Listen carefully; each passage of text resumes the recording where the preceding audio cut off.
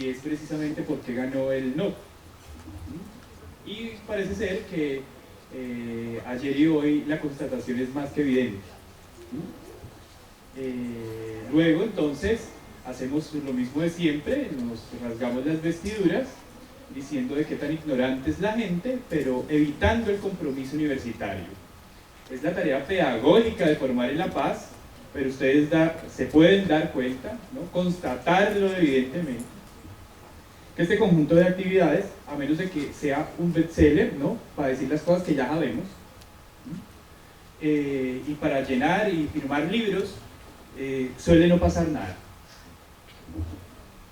Esta universidad tiene una altísima responsabilidad por el lugar en el que se ubica, por la historicidad que tiene este departamento, pero de manera simultánea eso tiene un valor y una responsabilidad ética para sus profesores y estudiantes, por supuesto. Hoy lo que tenemos es un conversatorio planificado por los departamentos de Ciencias Sociales y Jurídicas y Artes y Humanidades de la Facultad de Ciencias Humanas y Artes. Pero vamos a ver, voy a escuchar inicialmente solo a la profesora Roy, del Departamento de Artes y Humanidades. Porque los otros departamentos, bueno, el otro departamento y los otros profesores brillan por su ausencia. El asunto es tan claro y simple como ese. Ya veremos si en el marco del desarrollo del conversatorio el asunto cambia. Yo les pido, ¿no?, la mayoría de ustedes, estudiantes, la necesidad de reflexionar sobre ese asunto y, por supuesto, ¿no?, de intentar identificar cuáles son nuestros compromisos. La facultad tiene 6 programas, todos de ellos de una altísima necesidad en el marco en el que nos encontramos ahora. Pero hay que ver si ese conjunto de necesidades que tiene este país termina cumpliéndose al menos de una manera deficiente. La idea, como seguramente el profesor Roy lo explicará mejor, es que construyamos un conversatorio a partir del cual reflexionemos sobre justamente los acuerdos de paz de manera inicial, pero sobre todo este fenómeno que ha llevado algunos meses, ¿no?, en los últimos unos meses de manera reciente y unos años también de manera cercana. Pero igualmente, y eso hace parte de las condiciones en que las ciencias sociales y humanas se han desarrollado en este país, y es que las ciencias sociales y humanas nacen a finales del siglo XIX en un triple salto mortal, ¿no? Se suicidan intelectualmente y se vuelven ampliamente conservadoras, aunque digan lo contrario. La mejor evidencia es que la mayoría de ellas terminaron radicadas en los años 60 y 70 y todavía hoy están a años luz de alcanzar los desarrollos que hay en otras latitudes y seguramente en nuestros cercanos países. Pero esa situación también implica que nosotros nos pongamos muy juiciosos en esa misma tarea e intentemos acortar esas brechas a partir de las reflexiones que podamos desarrollar en el marco de una facultad como esta, en el marco de 6 programas como los nuestros y de 2 posgrados como los nuestros. Bienvenidos, buenos días, y los invito sin lugar a dudas al conjunto de las actividades. Ahorita, para quienes no tengan la programación en mano, nuestra pasante de comunicación nos hará ese favor de entregar tal programación. Y desde luego también invitarlos porque aquí en este mismo auditorio mañana escucharemos a 2 líderes indígenas que han construido la paz, ¿no?, que no tienen muchos de los títulos, ¿no?, ni de los nombres, y venden tantos libros como la gente que suele pararse acá y sobre la cual se llena este auditorio, ¿no?, a pedir autógrafos. Pero esos construyen la paz todos los días, y la hacen y la gestan todos los días, y a nosotros suele olvidarnos tal detalle. Entonces, bienvenido profesor Arloy, muchas gracias por su gestión, bienvenidos muchachos, y la idea es que a partir de la iniciativa en la que nos encontramos podamos justamente hacer eso que estaba diciendo, construir la reflexión y pensarla. Muchas gracias.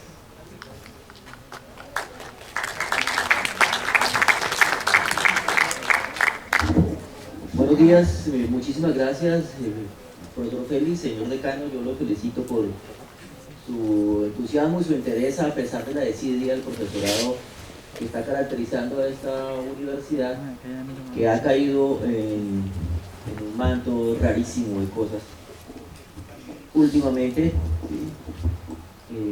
Pero pues muchas gracias, decano, por mantener la esperanza y convocar a los profesores. Desafortunadamente no vinieron los profesores que debían conversar, pero yo creo que debemos aprovechar para conversar nosotros, ¿sí? Miren, hace un mes, el 26 de septiembre, hoy es 25 de octubre, hace un mes estábamos exultantes, felices y aplaudiendo. Estábamos en el auditorio de arriba, también 50 personas, como siempre, porque ese día se firmaba la paz en Cartagena, ¿sí? Y ese día hubo gala, y hubo ropa blanca, y hubo palomitas de la paz, y asistieron a Cartagena mandatarios del mundo entero, grandes mandatarios. Vino el secretario general de Naciones Unidas, de la ONU, y Colombia entera estaba esperanzada ese día. Ese día hubo celebraciones, ese día hubo vítores, ese día hubo transmisión en directo y hubo gente que lloró en las plazas de este país viendo esa transmisión, ¿sí? Por televisión pudimos ver la gente llorando de alegría en la plaza de los artesanos en Bogotá, en Chapinero. Aquí en el Lucuara hubo también escenas de emoción. En varios sitios del país hubo escenas de emoción muy sinceras. Y pocos días después, el 2 de octubre, ¿sí?, fue la escena totalmente contraria, ¿sí? Esta vez hubo llanto, pero de drama. Y luego se vino una semana que en Colombia nadie ha sabido bautizar, ¿sí?, una semana extrañísima, la semana post plebiscito, ¿sí?, cuando ganó el no. ¿Sí? Yo agradezco la presencia y le agradezco al profesor Julián que haya invitado a los estudiantes de ciencia política aquí presentes y los estudiantes de otras carreras de la facultad aquí presentes, porque es muy importante hablar de esto, ubicar esto en el terreno de la política, ¿sí?, de la construcción del país. Yo propongo un diálogo con todos los asistentes, que sea un diálogo chévere, tranquilo, relajado, porque hemos escuchado últimamente que solamente dialogan ellos, ¿no? Fundamentalmente el que más dialoga es un expresidente, ¿sí?, un ex procurador sancionado, que cometió un delito presidenciable, ¿no? Aquí caen de la delincuencia a la candidatura presidencial. Es un expresidente que tiene toda la exposición mediática del mundo, un ex procurador que también la tiene, y ellos son los que más medios tienen en Colombia y los que más voz tienen. Pues hoy en este auditorio los que van a tener voz son ustedes, somos todos nosotros los aquí asistentes. Yo propongo la siguiente metodología. Yo los voy a provocar con un recorderis de qué fue lo que se pactó en La Habana, ¿sí? ¿Qué fue lo que se pactó en La Habana? Y para mirar qué fue lo que se pactó en La Habana, vamos a utilizar 4 videitos que son los que ha usado el alto comisionado fundamentalmente, el material de los acuerdos. Digamos que el material de los acuerdos ha tenido una dificultad porque es la primera vez que en Colombia, un país que no es totalmente letrado, hay un texto fundamental para cambiar el país, pero es un texto escrito de 290 y pico de páginas, 197, que al parecer no leímos, ¿sí? Pero además es un texto escrito que no circuló ampliamente en cartillas o en fotocopias. Yo le hago la pregunta aquí al auditorio: ¿quién tiene el texto impreso en su poder? Un asistente, 2 asistentes. Bien, 2 asistentes tienen el texto impreso en su poder. Ahí arranca la dificultad. Es un texto para leer que no circuló en el formato de lectura al que estamos habituados los colombianos, que es el texto impreso. Yo hago parte de un grupito que le llamamos Pedagogía para la Paz, y somos 10 voluntarios, Organización Internacional para la Migración de Naciones Unidas, Alto Comisionado para la Paz, CODES, Universidad del Tolima, Universidad de Ibagué, puros voluntarios sin recursos. Y el otro día le decíamos, cuando estábamos a 8 días del plebiscito al personaje alto comisionado, perdón, cuando inició el semestre, que le hacíamos la bienvenida a los primíparos. le decíamos, mire, necesitamos 600 cartillitas de esas que explican los acuerdos en 20 páginas. Y el hombre se tapó la cara, y no, profe, qué pena, pero es que en todo el país solo se imprimieron 300.000 cartillas. ¿Sí? A más de 40 millones de colombianos imprimieron 300.000 cartillas. ¿Sí? No leímos los acuerdos, más o menos en la conclusión, porque los acuerdos después había que leerlos en formato digital y todavía no hemos migrado plenamente al formato digital, ¿sí? A no ser para las interacciones sociales, que por supuesto también son importantes. Entonces vamos a arrancar con el recorderis de cada uno de los puntos de los acuerdos, los fundamentales, y vamos a conversar, ¿sí? Les voy a dar la palabra a los profesores aquí presentes, al señor decano que nos acompaña gentilmente, a ustedes los estudiantes. Pero vamos a arrancar con una pregunta, que es la pregunta que creo yo debimos continuar haciéndonos los colombianos en este contexto de discusión, ¿sí? Anoche la Corte Suprema de Justicia le pasó al presidente, digamos, las condiciones mediante las cuales la Corte Suprema se vincula al proceso de paz. Habían guardado un silencio, como decía un político, muy parecido a la estupidez, creo que Eduardo Galeano decía eso, pero anoche se pronunció para buscarle salidas a este embrollo en el que estamos. Entonces vamos a ver este material de 4 minutos, luego vemos los otros y vamos a tratar de arrancar con esta pregunta: ¿por qué tenemos que dejar de matarnos?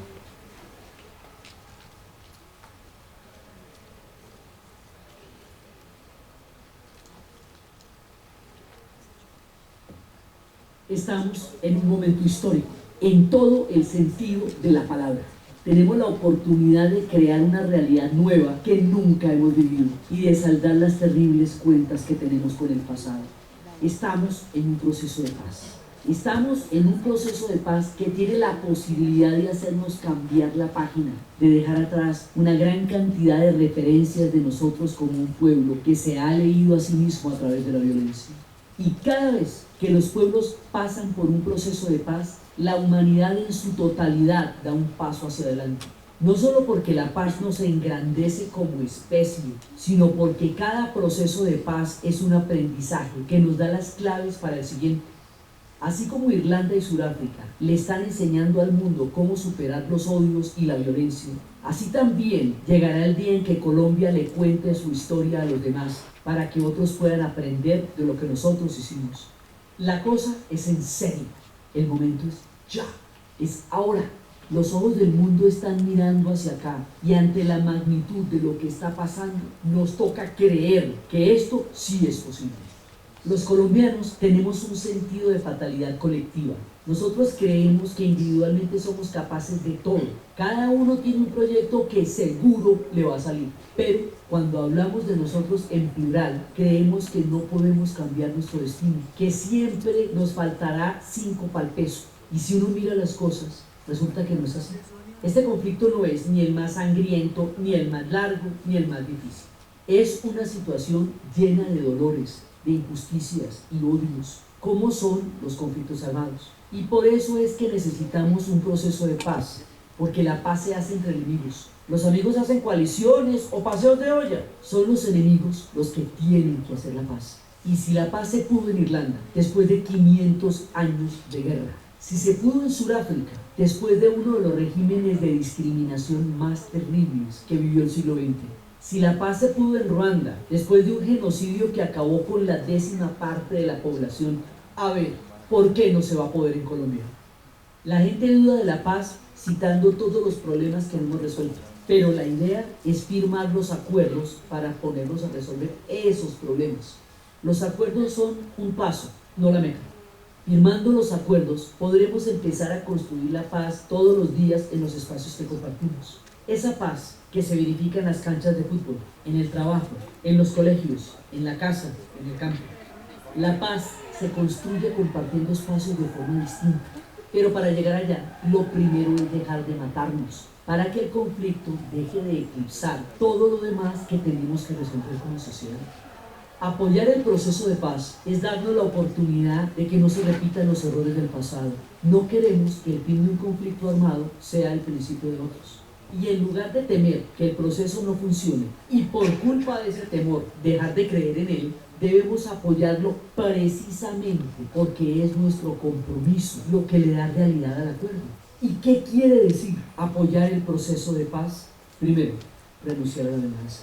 Los conflictos ideológicos se convierten en conflictos de sangre y la sangre hace que todo argumento se pierda en una cadena de venganzas. En Colombia ha habido muchas injusticias económicas e intolerancias políticas que han desembocado en un conflicto armado, pero las armas de ambos bandos solo han empeorado esos problemas y además nos han hecho odiarnos. La venganza no es un tema de honor, por mucho que se celebre en el cine. La venganza es un camino del que todos salen perdiendo. Y, ojo, renunciar a la venganza va más allá de abandonar la violencia. Es también renunciar a los odios, la intolerancia y la estigmatización que alimentan y se alimentan del conflicto armado. Aquel que renuncia a la venganza, aquel que perdona, no lo hace únicamente para convivir con el otro, lo hace para convivir consigo mismo. El perdón nos libera de habitar esos lugares de dolor que una víctima visita una y otra vez en su mente hasta quedarse atrapada. Los padres y hermanos seguirán muertos, pero el perdón libera a los hijos de cargar con la herencia de la venganza. Independientemente del bando, los colombianos tenemos que perdonarnos. Segundo, reconocer que este proceso de diálogo recoge las experiencias de otros países y de nuestros intentos en el pasado. Ha sido un proceso más inteligente en su metodología, digamos, en sus reglas de juego, y ha sido más comprometedor en la medida en que ambas partes se han mostrado dispuestas a ceder. O sea, esta vez es diferente y nunca hemos estado tan cerca. Tercero, entender el alcance de los acuerdos. En La Habana no se negoció la capitulación de las FARC, como dicen algunos, ni tampoco se puso el país en bandeja de plata, como dicen otros. Las dos partes se sentaron a discutir algo mucho más puntual. El siguiente paso. ¿Qué tiene que ocurrir para que dejemos de matarnos? ¿Sobre qué tenemos que hablar y qué cosas debemos negociar para estar dispuestos a dejar las armas de lado? Porque desacuerdos habrá para rato. El proceso de paz no pretende solucionar eso, pero serán desacuerdos de palabra y no de conflicto de balas y bombas y minas antipersonales. La idea es encontrar una salida política al conflicto armado, que no es poca cosa, pero no podemos cometer el error de pensar que los acuerdos van más allá de eso, que es absolutamente urgente. Cuarto, es muy importante que no dejemos que el proceso de paz se politice. Se la pongo así. La gente que está apoyando el proceso de paz está de acuerdo en una cosa, en que debemos dejar de matarnos. Más allá de eso, hay todo tipo de corrientes ideológicas, de posturas económicas, de interpretaciones sobre el pasado. Mejor dicho, la paz está en un nivel más profundo que todo lo demás. Eso quiere decir que apoyar la paz no tiene nada que ver con ser de izquierda o de derecha. No es un asunto de políticos ni de partidos. Quien apoya la paz, apoya unas reglas básicas de juego, que las cosas se pueden discutir, que el fin y los medios no van separados y que la vida de las personas no debe comprometerse por las ideas que tienen. Esto es tan básico, tan fundamental, que no podemos asociarlo con un gobierno particular y no podemos ponerlo en duda cada 4 años. Y quinto, hay que conocer los puntos de la negociación. Se dice que la gente no está en contra del proceso de paz, sino en contra de los rumores acerca del proceso. Eso es muy cierto. El cambio siempre genera miedos. Y en este momento crucial corremos el riesgo de que estos miedos se apoderen de la decisión que tenemos enfrente. Es por eso que los estoy invitando a que vean Dejemos de matarnos, una serie de videos en la que se explican los puntos del acuerdo de paz. Entonces, la cosa es así. Podemos liberar a las personas que no han nacido de una violencia que no les corresponde y podemos enseñarle al mundo y enseñarnos a nosotros mismos que los colombianos somos capaces de cosas grandiosas. Todos los que estamos presentes en este momento vamos a salir de aquí con una historia para contarle a las generaciones del futuro. ¿Cuál va a ser esa historia? ¿Que volvimos a desperdiciar otra oportunidad? ¿Que comprometimos la vida de otra generación? ¿O vamos a decirles que fue este el momento en que Colombia decidió cambiar su destino?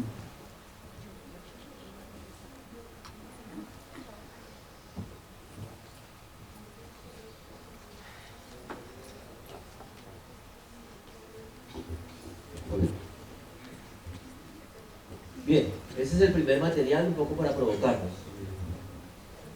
Como chévere, ¿no? Clarito, sencillo, pequeñito, etc. Si les parece, vemos ahora los 4 que tienen que ver con los 4 puntos del acuerdo centrales, ¿sí? Los otros son los que tienen que ver con la concentración, la desmovilización, la reinserción, etc. ¿Les parece o no les parece? Y ayúdenme porque esta cosa es con ustedes, ¿sí? Recuerden lo que dice el documento, ¿no? Cada colombiano tiene un proyecto que seguro le va a salir, pero tenemos una fatalidad colectiva y no sabemos hacer proyectos en común. ¿Cuál es el primer punto del acuerdo? ¿Cuál? La reforma agraria. Bien, el uso de la tierra, entonces busquémoslo.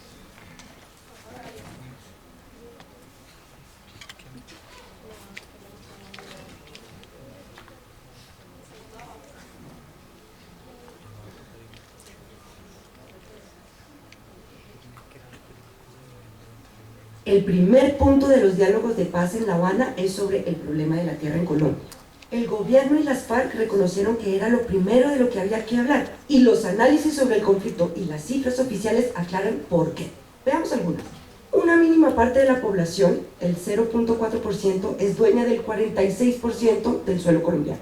Más de la mitad de los campesinos no recibe asistencia técnica, maquinaria o créditos para fortalecer su producción. También se sabe que el 83% de los niños campesinos no va a la escuela. Y de los pocos que van, el 80% no se gradúa de secundaria y solo el 1% llega a la universidad. Mejor dicho, la gente del campo tiene muy pocas opciones para educarse. Además, recordemos que hay 6 millones de personas desplazadas por la violencia y despojadas de 8 millones de hectáreas. Lo que estas cifras quieren decir es que hay una enorme brecha entre el campo y la ciudad que hace que sea muy difícil vivir en el campo y al mismo tiempo tener oportunidades, no solo económicas, también sociales. Entonces, siendo esa la situación, ¿qué fue lo que se acordó en La Habana? ¿Quitarle tierra a los que tienen mucha? No. ¿Ignorar el problema? Tampoco. Sí estuvieron de acuerdo en que había que hacer algo para mejorar la situación del campo, y ese algo se puede resumir en 3 partes. Primero, crear un fondo de tierras y distribuirlas para que más campesinos puedan ser propietarios. ¿De dónde salen esas tierras? Pues bien, hay 3 fuentes. Lotes baldíos, es decir, terrenos que le pertenecen al Estado, tierras expropiadas por prácticas ilegales como el narcotráfico, y tierras que antes hacían parte de reservas forestales, pero que terminaron siendo utilizadas de otra forma y perdieron su valor de reserva. De ahí salen las propiedades que en algunos casos se entregarán de forma gratuita y en otros con créditos y subsidios. Distribuir esas tierras entre la población rural crea la ocasión para arreglar uno de los problemas cruciales de la historia: la falta de claridad sobre los propietarios y las propiedades. Como parte del acuerdo, se crearán organismos especiales que harán los registros correspondientes para dejar claro quién es dueño de qué, para formalizar la propiedad, fortalecer las zonas de reserva campesina y así resolver viejos conflictos. Pero eso es solo la primera parte. Durante el acuerdo se reconoció que dar tierras no es suficiente. También hace falta garantizar que sus propietarios tengan recursos y oportunidades para sacarles provecho. Así pues, segundo, se acordó que se van a poner en marcha programas de desarrollo rural. La idea es que los campesinos tengan las condiciones necesarias para que estas tierras sean productivas. Por eso se hará inversión en capacitaciones, en tecnología, se darán préstamos y en general garantías para el cumplimiento de los derechos de las personas. Y todo esto se definirá con la participación de las comunidades, pues ellas mismas saben qué necesitan. Tercero, para combatir la desigualdad entre el campo y la ciudad, el acuerdo también busca mejorar la infraestructura nacional. Esto es construir vías y redes eléctricas, aprovechar las tecnologías de comunicación, abrir centros de salud y escuelas, llevar agua potable, etc. Todos estos son cambios que necesita el país para mejorar la producción de alimentos, teniendo en cuenta que hoy en día el 70% de nuestra comida la producen unos pocos campesinos en condiciones de pobreza. Por supuesto, hay muchos detalles que se nos quedan por fuera. Pero, a grandes rasgos, esto fue lo que el gobierno y las FARC acordaron como el punto de partida para buscar una salida pacífica al problema rural en Colombia. ¿Eso quiere decir que así quedó resuelto de una vez por todas el conflicto de tierras? No todavía. Quiere decir que estamos de acuerdo en que, con ese primer paso, podemos continuar en el camino de la paz.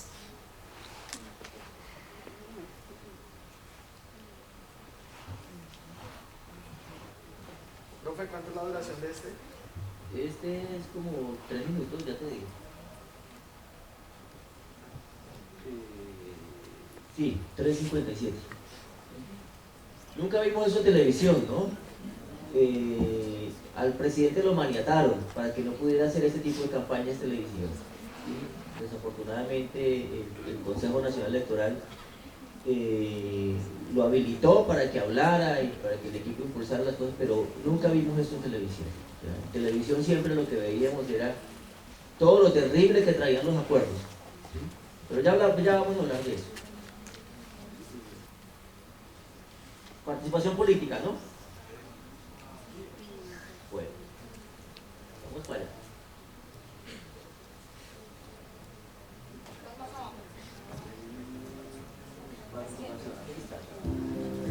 La nueva apertura democrática para construir la paz fue el segundo acuerdo logrado en la mesa de conversaciones de La Habana, Cuba. El propósito es fortalecer la participación de todos los colombianos en la política, los asuntos públicos y la construcción de la paz. Acordamos promover la inclusión de nuevas voces en el escenario político, fortalecer las garantías a la oposición y ofrecer a las comunidades más afectadas por el conflicto una mayor participación en el Congreso. También acciones para incentivar la participación e incidencia de las comunidades, dando garantías a los movimientos y organizaciones sociales, junto a la promoción de una cultura de reconciliación, convivencia, tolerancia y no estigmatización.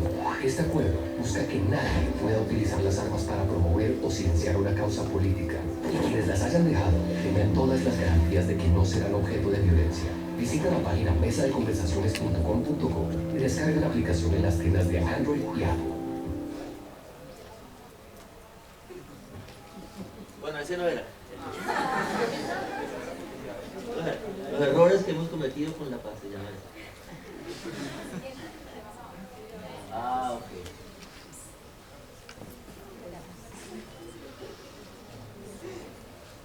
¿Sí ven por qué ganó el no?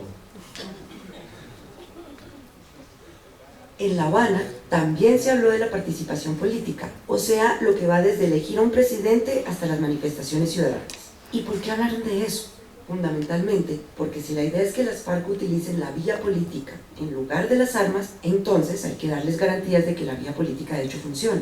Sin embargo, y esto es algo que el gobierno reconoció, la democracia colombiana está un poco desvencijada. Entre otras cosas, esta es una de las causas originales del conflicto, y es algo que Colombia todavía no ha resuelto.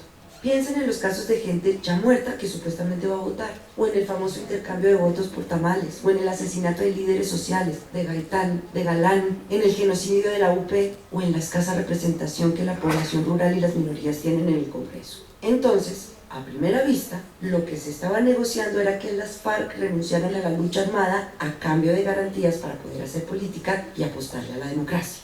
Pero, en un sentido más profundo, lo que estaba en juego era encontrar la manera de fortalecer la democracia colombiana, de incluir más voces en la conversación y enmendar muchos de los problemas que llevamos arrastrando desde hace años. ¿Y qué fue lo que se acordó? Pues se enfocaron en 3 temas: garantías para hacer oposición política, ampliación de la participación ciudadana y mejoramiento del sistema electoral. Vamos por pasos. En cuanto a la oposición, lo más importante es garantizar que sea posible, para lo cual se proponen 2 cosas fundamentales: crear una ley que reglamente el derecho a la oposición y hacer que esto no sea una actividad peligrosa, es decir, dar seguridad y proteger la vida de los opositores, por ejemplo, impidiendo que surjan de nuevo grupos paramilitares. Investigar, prevenir y desarticular cualquier forma de violencia contra la oposición, incluida la protección a las movilizaciones y protestas, será la misión del sistema de seguridad para el ejercicio de la política. Respecto al fortalecimiento de la participación, lo que se propone es promover el pluralismo, así como la reconciliación, la convivencia, la tolerancia y la no estigmatización.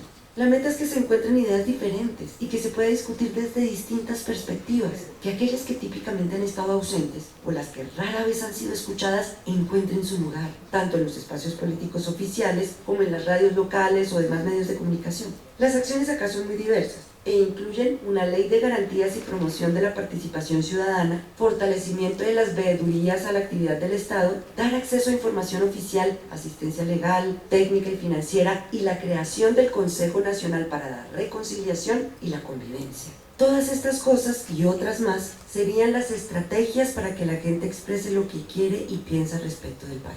Finalmente, el mejoramiento del sistema electoral va desde facilitar la creación de partidos políticos hasta el diseño de estrategias para incentivar el ejercicio del voto. Esto es importante dado que en muchas ocasiones más de la mitad de la gente que puede votar no lo hace. Y en general, el sistema tiene varias manchas por delitos electorales.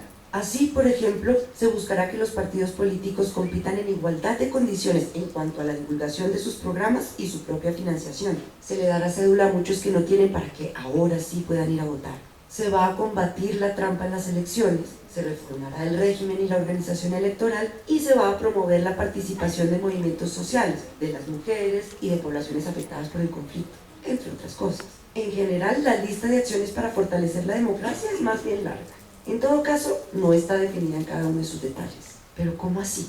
¿No se supone que ya había un acuerdo en este punto? Sí, pero la cuestión es que La Habana no era el espacio adecuado para modificar en detalle el sistema democrático. Precisamente porque la gracia es que muchas voces estén involucradas en la conversación. De ahí que una buena parte de lo que se acordó es invitar a expertos, a partidos políticos, a comunidades y a un montón de gente a discutir sobre el tipo de modificaciones que debemos implementar.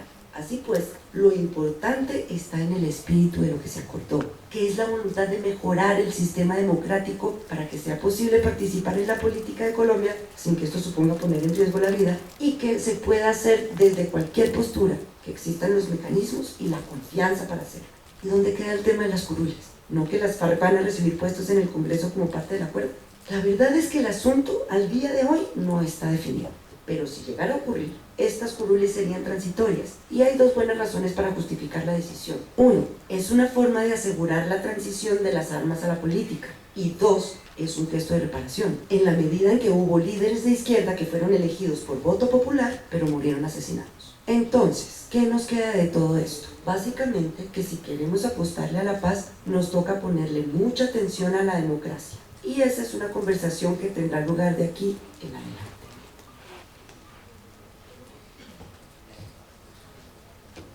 Bueno, en realidad el tema de las curules sí quedó definido, ¿sí? El documento, el video está hecho antes, eso quedó definido, ¿no? ¿Quién me dice cuántas curules quedaron definidas para las FARC? 10 curules, 5 y 5, ¿sí? Hay otras que son las 16 de las circunscripciones electorales especiales, pero no necesariamente llegarán guerrilleros de las FARC a esas circunscripciones. El caso del norte del Cauca, ¿sí? En el norte del Cauca, la Guardia Indígena se enfrentó durante muchos años a las acciones del Sexto Frente y a los milicianos del Sexto Frente que copaban toda la Panamericana desde Caloto a Toribío, ¿sí? Allá evidentemente saldrán elegidos la comunidad indígena del norte del Cauca, ¿sí? La Asociación de Cabildos Indígenas del Norte es muy fuerte y probablemente una de esas circunscripciones electorales la gane la comunidad indígena, por dar un ejemplo concreto. Entonces lo de las curules sí está definido. Vamos con el siguiente y ahora empezamos nuestra conversada. Vamos con víctimas.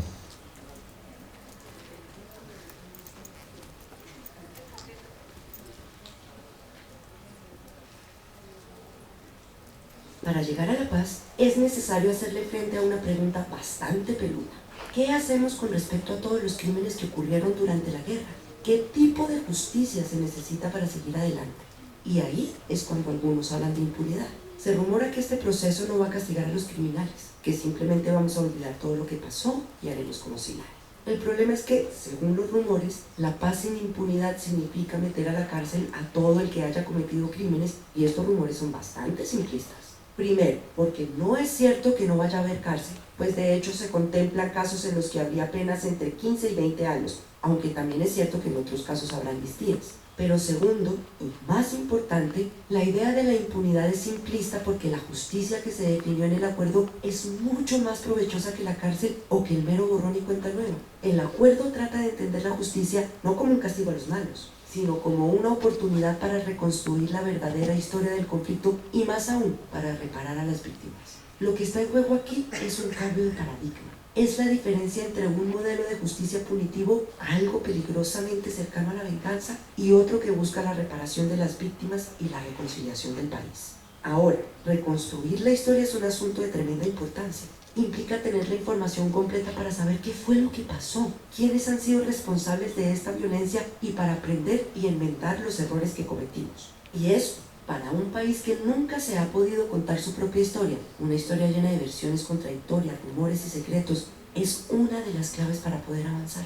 Entonces, ¿cómo vamos a reconstruir la historia del conflicto?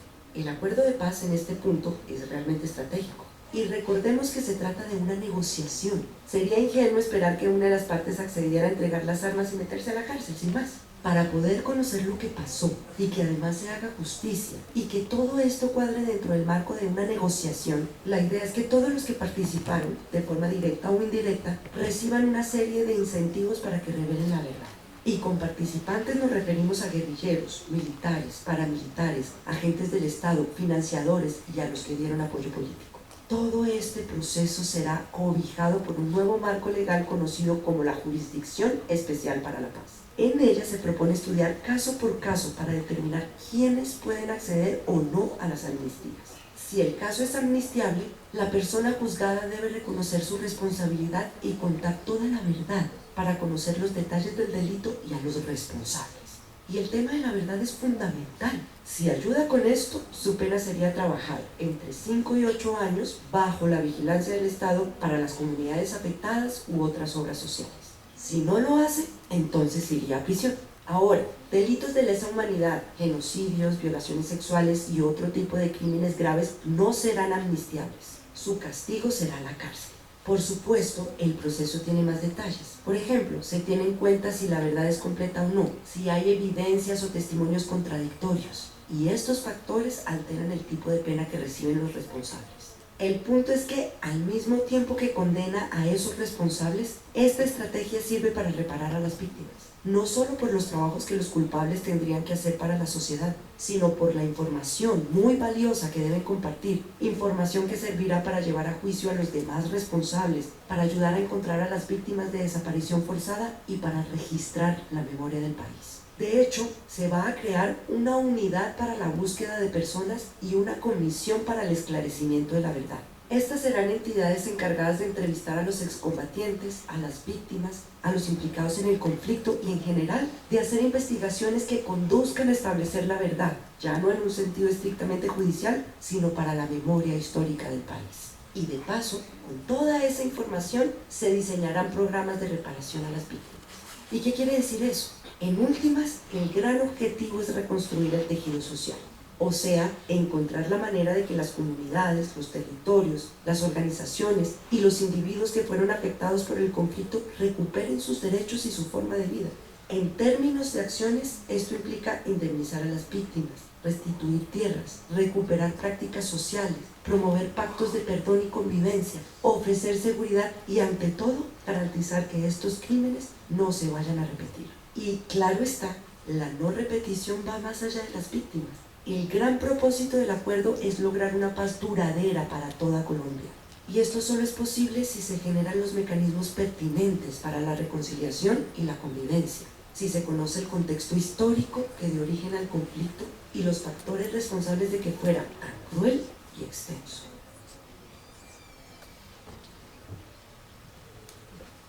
Bueno, vamos avanzando. Uno de los temas importantes que se trató en La Habana también fue el asunto del narcotráfico. Vamos a mirar qué trabajaron en el tema del narcotráfico.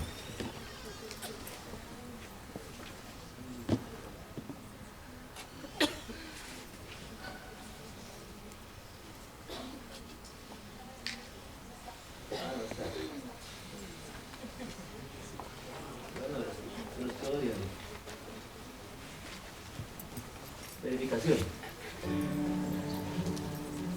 Así se verificará que las FARC Hoy es el día 23 después del no, ¿no?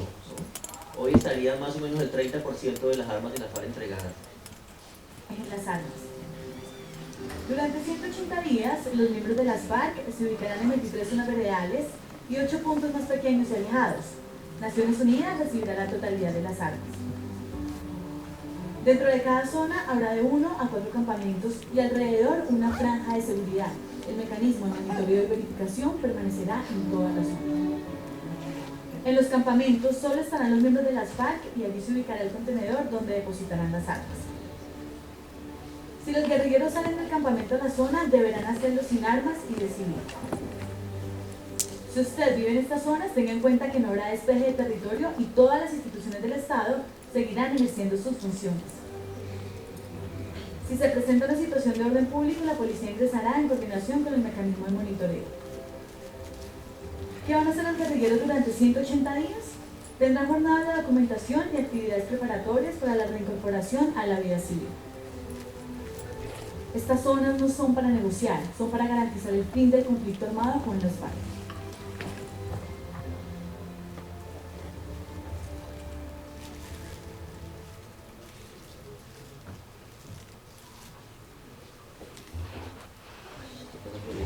Bueno, en el Tolima habían 2 zonas designadas, una en Villarrica y la otra en Gaitaña. Inicialmente se había pensado en la vereda San Miguel, pero resulta que la vereda San Miguel queda en lo alto, la carretera es pequeñita, queda a 2 horas de Gaitaña y por allá no entra el container de Naciones Unidas, un tracto mula, entonces no se pudo por las condiciones del terreno en San Miguel. Pero la pasaron a la vereda del Jordán, que queda a 45 minutos de Gaitaña, entrando al resguardo indígena NASA. A propósito de lo que nos decía el decano, mañana estará aquí el mayor Álvaro Ovidio Paya, no mayor del ejército, ¿no? Mayor indígena, Álvaro Ovidio Paya, y Virgilio, que era gobernador en el año 96 cuando se hizo el pacto de paz entre los NASA y la FARC, ¿sí? Será muy bueno que nos acompañen mañana en ese conversatorio, porque ellos firmaron hace 20 años ese pacto de paz después de una guerra que los enfrentó durante 33 años, ¿sí? Guerra a muerte entre 2 ejércitos, entre la FARC y los campesinos, los indígenas que inicialmente fueron armados por el ejército. Bien, ahí están esos 4 materiales iniciales para que empecemos una conversación. La pregunta inicial era por qué debemos dejar de matarnos, ¿sí? Y ahora yo pienso que debemos transformarla un poco. ¿Por qué tiene sentido que los universitarios aportemos en la construcción de la paz? ¿Sí? ¿Cómo hacemos eso? ¿Cómo es que se hace? Y que podamos hacer una conversación tranquila, relajada con los aquí presentes en torno a las dudas que tengamos en torno a los acuerdos.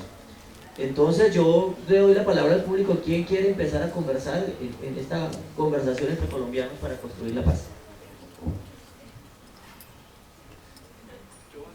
Dale.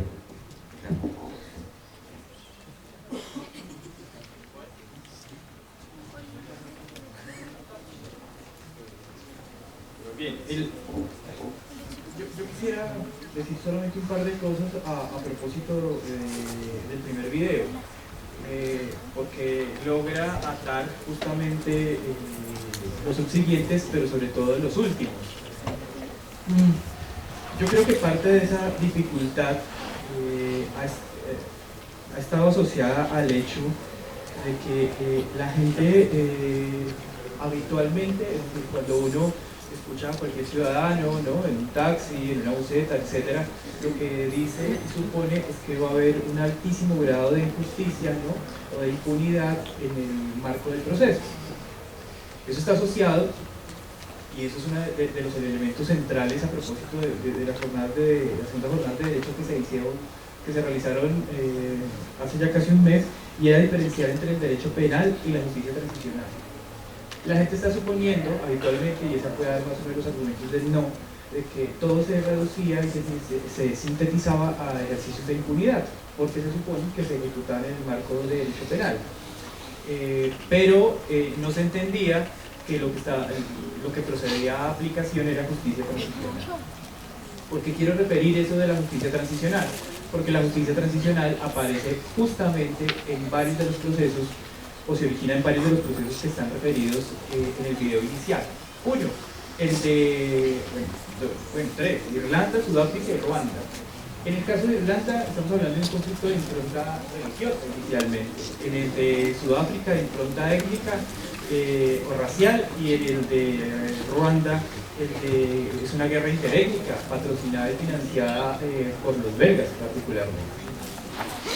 En todos los 3 casos fue necesario mecanismos y procedimientos para que la gente se dejara de matar, que es justamente uno de esos asuntos a partir de los cuales el profesor Lois citaba en la pregunta inicial. Pero yo quisiera justamente mostrar otro elemento a eso. Desde 1827 se firmó la primera ley de memoria, realmente era la primera ley de olvido, que tuvo su última versión en el proceso con los paramilitares. Nuevamente se suponía, de manera bastante errónea, que de forma subsiguiente a que existiera la ley, entonces había olvido, y de manera subsiguiente, casi de forma automática, entre los ciudadanos olvidábamos y perdonábamos todo lo que había sucedido inicialmente en las guerras de independencia y así de manera subsiguiente hasta 2005 y 2007. ¿Sí? Es decir, lo que estoy diciendo es que habitualmente recurrimos de manera errónea y seguramente por eso nuestra misma ruta de indicar que todo se resuelve a partir de una ley o que todo se resuelve con procedimientos punitivos. Lo clave aquí es entender que la justicia transicional mostró que uno de los elementos centrales, en los tres casos que he referido por lo menos, ¿no? Irlanda, Ruanda y Sudáfrica, el asunto central era la reparación, no la cárcel. Porque la cárcel no resolvía los problemas y los traumas asociados a los conflictos de memoria, ¿no? Y ahí justamente la importancia de las políticas de memoria que están contenidas en los acuerdos. Y eso es una cosa que no se entendió, y ahora, respecto a lo que indicaba Gonzalo Blois, que difícilmente logra tener una cierta pedagogía, porque finalmente lo que termina diciendo es que se acuerde y que no se acuerda de cuáles son las implicaciones materiales de ello. Pero lo que estoy diciendo a partir de esa indicación de 1827 es que desde entonces nosotros lo que hemos hecho es no resolver nuestros traumas y nuestros conflictos con nuestras propias memorias. Eso tiene como resultado 2 siglos de vida republicana matándonos. Y todavía, entonces, ustedes verán que la lectura del no es continuar con la misma práctica de 1827, ¿sí? Evidenciando y negando que todos los procesos anteriores, algunos un poco más salvajes que los nuestros, ¿no? Y estoy diciendo, todas las variantes y posibilidades de matar, ¿no? Que se desarrollaron, pues lograron entender que había mecanismos para intentar ponerse de acuerdo en algo que era insalvable.